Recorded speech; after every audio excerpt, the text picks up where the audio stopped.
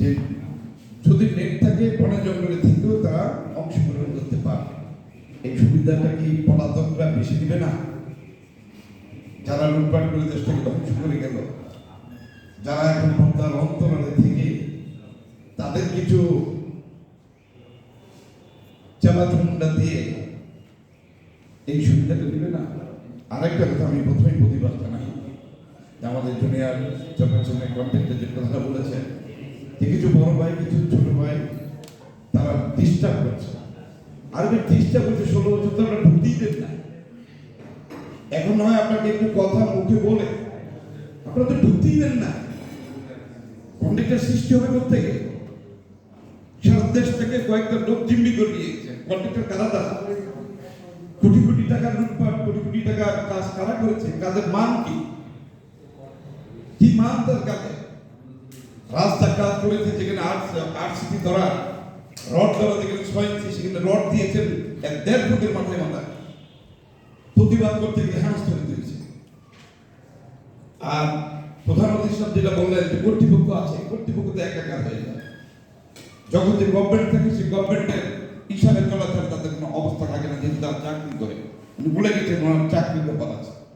তো সরকার যারা পরিচালনা করে তাদের যদি মাইন্ডসেট ঠিক না হয়, আর যদি যারা ইমপ্লিমেন্ট করবেন তাদেরও যদি মাইন্ডসেট ঠিক না হয়, তাহলে দেশটা তো আগামী যত সুন্দর সিস্টেম নিয়ে আসেন এই সিস্টেম তো কাগজের মধ্যে চাপা থাকবে। আর ভবিষ্যৎ প্রজন্ম যারা ব্যবসা করতে চায়, সৎ পথে ব্যবসা করে সঠিকভাবে কাজ করতে চায়, তাদের সুযোগটা কোথায়? এই এক্সপেরিমেন্ট 16 বছর তো 17 বছর তো তাদের ছিল না, সুযোগও ছিল না। লাইসেন্স ছিল শুধু রেনুয়াল দিয়ে যাওয়া, অথবা অনেকে ক্যান্সেল করা হয়েছে, রেনুয়াল দিতেও যেতে পারে না। এগুলো আপনাদের বিবেচনা। তারপরে 3 কোটি না, এটা বাড়িয়ে সাথে আবার যারা হেভি ওয়েট কন্ট্রাক্টর যারা, তারা যেন আবার ছোট মধ্যে প্যাকেজের মধ্যে ঢুকতে না পারে সেই ব্যবস্থা রাখতে হবে। যারা বড় বড় কন্ট্রাক্টর যারা এখন বনে জঙ্গলে আছে, তারা যদি ছোটটার মধ্যে ঢুকে যেতে, ছোট তো পাবেই না, কারণ তার এক্সপিরিয়েন্স সাথে কিছু পাবে কোথায়? সেটাও তো ধরে রাখেন। আর আমার আজকে আমি একটা সুযোগ পেয়েছি, আপনারা গভর্নমেন্টের নীতি নির্ধারক এবং আপনারাই কিন্তু সরকারকে বুদ্ধি পরামর্শ দেন। আপনাদের নেতা যারা গভর্নমেন্ট পরিচালনা করে, রাজনৈতিক দল, তাদের নেতারা কিন্তু সেইভাবে প্রশিক্ষিত না। জনগণের ভোট নিয়ে আমরা এমপি মন্ত্রী হই, কিন্তু আমাদের ট্রেনিংটা নেই। আপনাদের উপরে নির্ভর করতে হয় পরিস্থিতি। সেখানে এই যারা 16 বছর 17 বছর দেশটাকে লুটপাট করলো, এই কন্ট্রাক্টর এদেরকে ব্ল্যাকলিস্ট করা যায় কিনা, এদেরকে আইনের আওতায় আনা যায় কিনা, এদের কাজের ধরনটা কি, মানটা কতটুকু গেল। 5ই আগস্টে তারা পালিয়ে গিয়েছে, তাদের প্রজেক্টগুলো তো রয়ে গেছে, তাদের কাজগুলো তো রয়ে গেছে, সেই কাজগুলো কি সঠিকভাবে তদারকি হয়েছে? আমরা যদি 5ই আগস্টের পরে বড় বড় প্রজেক্ট, বড় বড় কাজগুলো আমরা যদি এস্টিমেট চাই না, এটা তাদের সংরক্ষিত। জনগণের নাগরিকদের কি সুবিধা আছে দেখা দেখতেই তো পাচ্ছে না, এখনো পারে না। এটা তো 5ই আগস্ট আগে তো প্রশ্নই ওঠে না, এখনো তো কোনো সঠিক স্বচ্ছতা নাই। আমাদের চরপেছনে যে বড় বড় কাজগুলো হয়েছে, মেগা প্রজেক্টগুলো হয়েছে, এই টাওয়ার হয়েছে, কত কোটি টাকার টাওয়ার, কত টাকায় ছিল, কি করে এই টাওয়ার এত টাকা আসলো, কারা করলো এই টাওয়ার?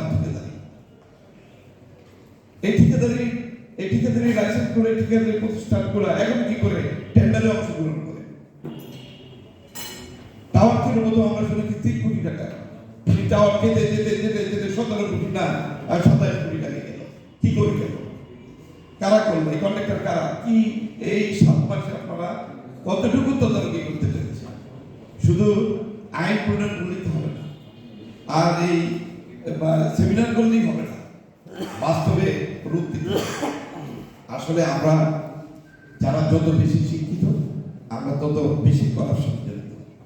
এটা থেকে আমাদেরকে বেরিয়ে আসতে হবে। জাতির মেধা যারা, তাদেরকে দেশটাকে সঠিকভাবে নিয়ে আসতে হবে, তাদেরকে সঠিকভাবে তদারকিটা করতে হবে। এমন কোনো সেক্টর নাই, এমন কোনো ডিপার্টমেন্ট নাই পূর্বের ধারা এখনো যেটা চলমান না।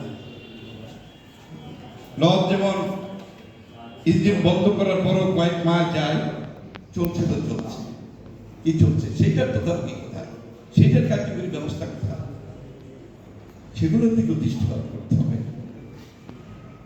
আমার মূল কথা যেটা, যারা 17 বছর হেভিওয়েট কন্ট্রাক্টর হিসেবে দেশটাকে লুটপাট করেছে তালিকা প্রকাশ করা উচিত।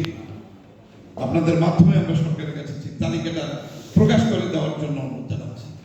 এবং এরা কোনো অবস্থাতে কোনো ঠিকাদারি করতে, কোনো এই দরপত্রে তারা অংশগ্রহণ করতে পারবে না। আর তাদেরকে বলছেন যে শিশুর কন্ট্রাক্টর, হ্যাঁ এদেরকেও আপনাকে আপনি একজনই যে হাঁটতে পারেন তাকে মোটরসাইকেল দেওয়ার দরকার নেই, তাকে আপনি দোলনা দেন, দোলনার মধ্যে প্লেন চালানোর তাহলে তো সমস্যা। যাই হোক, আপনারা মূলত নীতি নির্ধারক, আপনারা রাজনৈতিক বিদ্যা না, আপনারা জিনিসগুলা দেশের স্বার্থে। আবার আমাদের মধ্যে যে দেশপ্রেমিক সৎ অফিসার নাই তা না, তাহলে দেশটা আগে মূল্যও টিকত না। কিছু আছে বিধেই বারবার ঝাঁকুনি দেয়, প্রশাসনের মধ্যে থেকে ঝাঁকুনি দেয়, হয়তো তারা সংখ্যায় কম, এই জন্য তারা ওই যুদ্ধে জিততে পারে না। আলটিমেটলি জিতাটা কিন্তু তাদেরই হয়। দেখেন হয়তো এই 16 বছর তো এরা ঝাঁকুনি দিচ্ছে, কিছু কিছু সৎ অফিসাররা সৎ ছিল বিদায়ী ঝাঁকুনি দিতে দিতে কিন্তু একটা পর্যায়ে 17 বছরে গিয়ে একটা নতুন আলোক দেশবাসী দেখতে পেয়েছে। শুধু আমরা চাই যারা সৎ অফিসার আছেন তারা তাদের সংখ্যাটা আরো বাড়ান। আপনারা যখন সাহসিকতার সহিত আপনারা যে কোনো জিনিসের আপনারা সামনের দিকে এগিয়ে দিতে চাবেন, আপনাদের অনুসারে বেড়ে যাবে।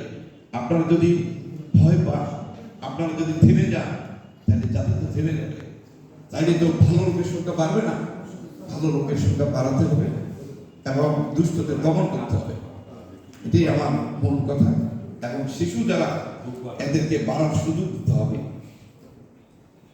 এই কথা বলে এই সুন্দর আপনাদের এই প্রোগ্রাম সুন্দর হোক, সত্যিকার অর্থেই এটা জনস্বার্থে হোক, সত্যিকার অর্থেই দেশের উন্নয়ন হোক, সত্যিকার অর্থেই দুর্নীতি মুক্ত একটা দেশ হোক, এই আশা ব্যক্ত করে আপনাদের সকলকে চরপেশর, আপনারা এত কষ্ট করে আমাদের চরপেশরকে আপনারা সিলেক্ট করেছেন যে দ্বীপ জেলা সবচেয়ে সৌন্দর্য মণ্ডিত একটা উপজেলা হিসেবে আপনারই স্বীকৃতি দিয়েছেন।